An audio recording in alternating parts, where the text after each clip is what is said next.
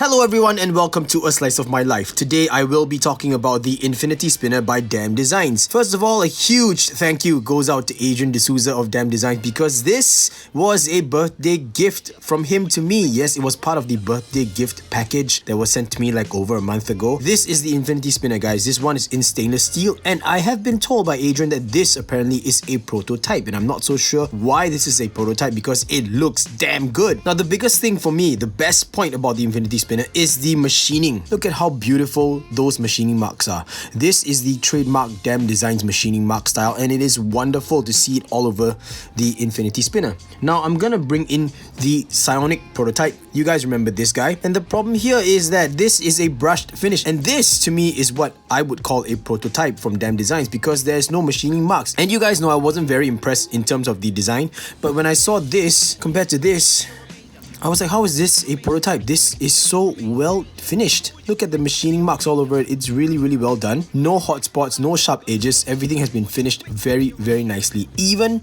the cutout slots here have that machining mark going to the inside with a very slight chamfering on the inside of the slot. And that is just amazing. So you won't feel any sharpness or any of this biting your skin if you run your finger over it. See? That's just great. The slots on the Psionic prototype have also been rounded, and I believe that is attributed to the brushed finish. But this one though, this is really very beautiful.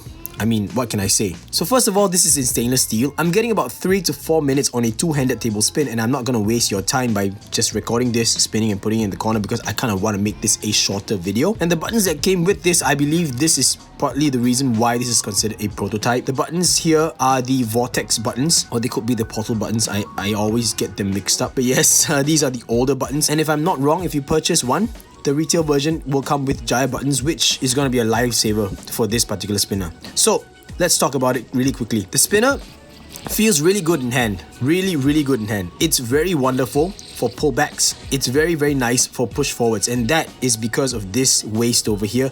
This indentation here, this notch is really pronounced and it's very comfortable for your finger to land in there. It feels almost like a finger hugger, but it's just rounded instead. Also, because of this part here, it gives you enough real estate for you to lean your finger on forward or backward if you want to get a stronger push or a stronger pull.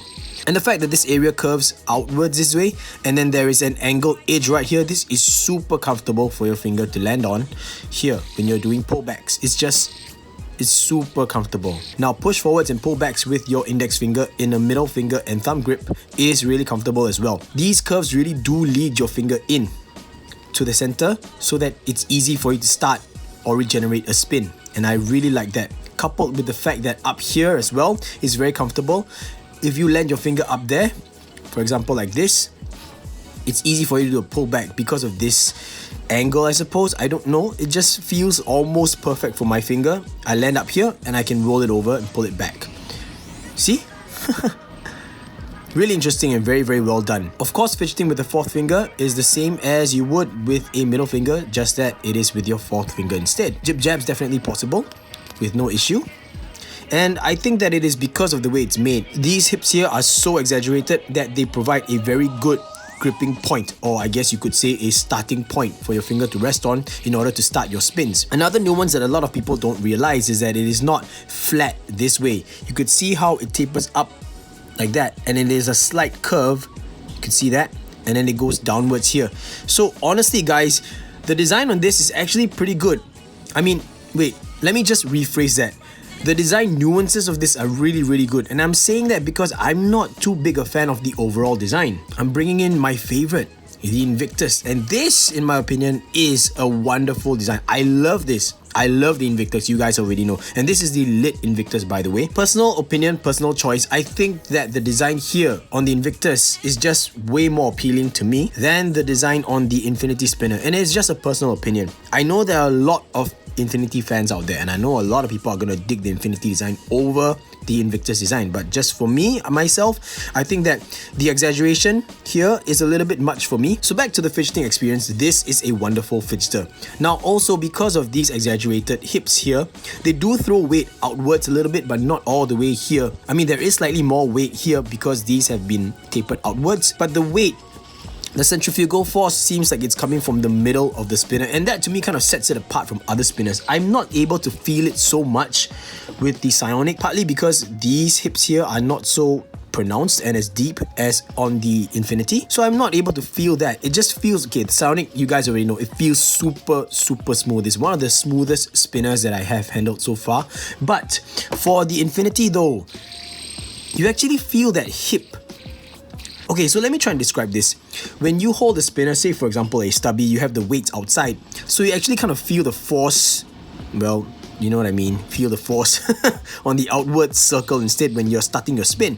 But for this, you actually feel the weight. You actually can feel the weight happening on the middle of the spinner, and that's really unique. I have not yet experienced this on any other spinner so far, just only on the Infinity, and I think that's a really interesting experience. In terms of the design nuances, in terms of fidgeting experiences, this is really good. I already told you guys that the design doesn't really appeal to me, but the biggest gripe that I had is of course the same as with the Sanctity and with the Psionic spinner, and that is the fact that these buttons, at least these were provided to me.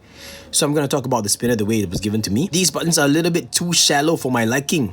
When I grip it like that, immediately you can already see that the fat of my thumb is touching the spinner frame, and really this is something that I do not enjoy at all, coupled with the fact that this area is cut out and recessed.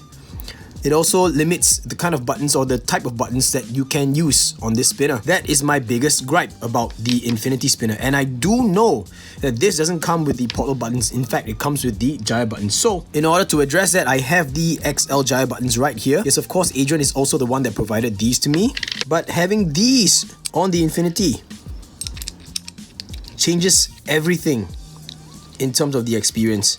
Now, it is much taller, it is much wider, but it's so much more comfortable. Look how far away my thumb is, and look at the fat of my thumb not even touching the spinner frame at all. Even if I apply pressure like that, look, no chance, no chance. However, I must say that in my opinion, putting on these buttons on this spinner frame is just strange. It looks weird now. It looks really weird now. It kind of looks just, I don't know how to describe it. They look like they really do not match. It's like the buttons are just too wide, it is too tall, it is of such a different design compared to the rest of the spinner. And so, they don't call me Button Ben for nothing. The soap buttons that were featured on the Splice spinner, these in my opinion are the perfect match for the Infinity spinner. I'm gonna show you guys what I mean.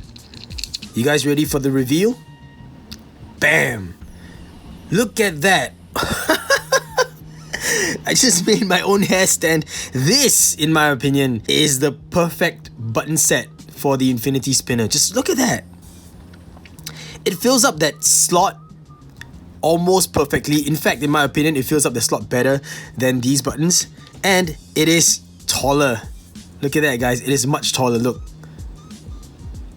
Look. The fat of my thumb is not even touching it. I'll just randomly grip it again. Here we go. See, it's not touching, guys. 1, 2, 3, here we go. No way is my thumb gonna be scraping against the frame of the spinner.